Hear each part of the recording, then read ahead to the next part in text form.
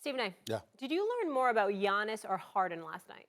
Well, in terms of learning, it wasn't really about the individual players. It's about the Milwaukee Bucks team.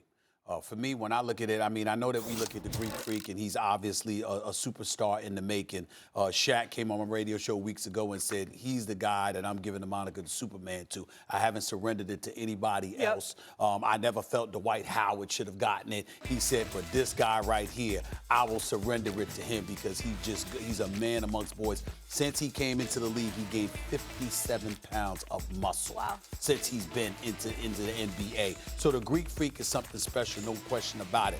I'm still a Harden guy, but when I look at the Greek Freak, even last night, even though he finished, and I get all of that, to me it wasn't about him. It was about the Milwaukee Bucks. They got a good team.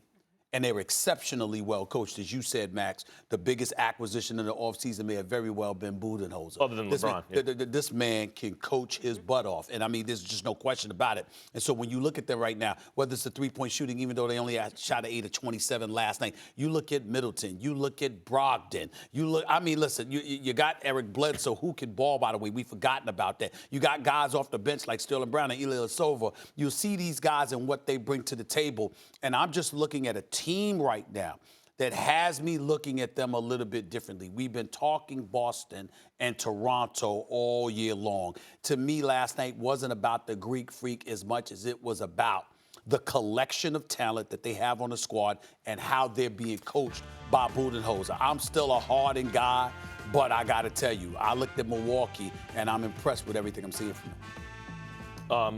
We have a totally different opinion about this. Sure. I'm going to start with your point, then I'm going to get to what I learned. Team is all the Greek Freak. I mean, it's Budenholzer knowing how to use the best player in the Eastern Conference. I mean, Antetokounmpo is the best player in the Eastern Conference, and even at this moment, that includes Kawhi Leonard. He's the number one player. And by the way, keep this in mind.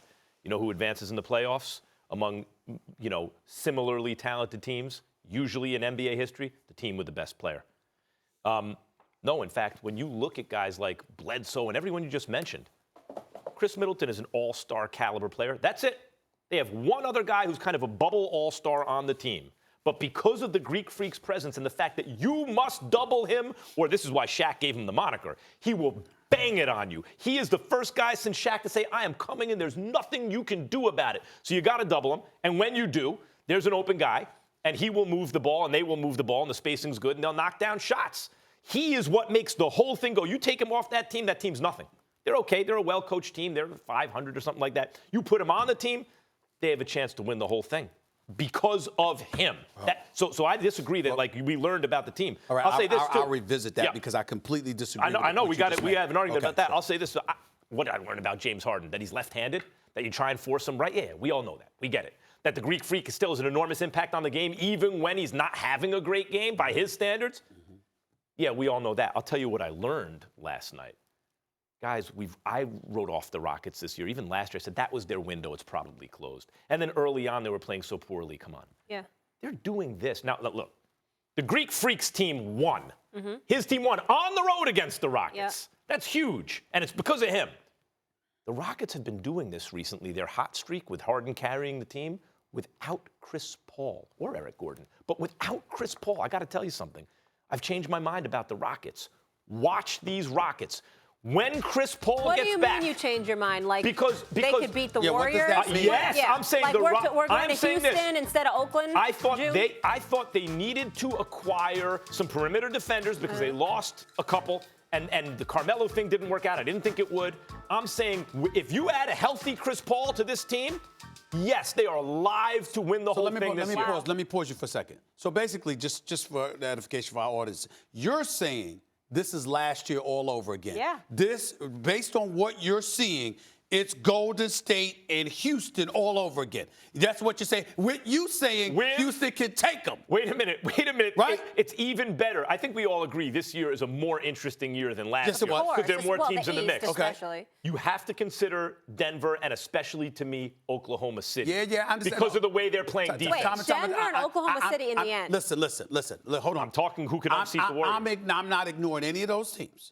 I'm not ignoring OKC, Denver. I appreciate that you have respect for what you're seeing from them. I'm only trying to pin you down. On the Rockets. Are you saying This Western Conference, you're ready to say today that this Western Conference comes down to OKC, I'm sorry, not OKC, Houston, Golden State. That's what I'm asking. I have to throw OKC in there. I'm saying Okay, those three teams. no. Yep. I just want to make sure that you wasn't Yep. just, you weren't back where you were yet last year. I am saying that for the first time since KD joined the Warriors, Okay. no one had a chance when KD joined the Warriors. Then last year I thought, the Rockets could do it, but they missed their chance. You I'm think- saying, no, I was wrong. The Rockets still had Can a I chance. just ask one more thing? Sorry for the 80 follow-up questions. Do you think OKC could beat the Warriors? OKC is playing great defense. Okay. And a coach who we did not give enough credit to, Billy Donovan. Done Done an outstanding job this year. deserves enormous credit. And they got young thoroughbreds who are athletic and don't mind defending, which is what makes OKC interesting. So I don't disagree with Max there. I disagree with you about Houston. I think Houston missed their window of opportunity. I'm not concerned about Houston. It's just that James Harden is a superstar. And anytime you got a superstar that caliber who's that explosive offensively, anything can happen. But I'm still not looking at Houston in the elevated perch that you have them on. Let me get back to your original point, though, when you're talking about these guys.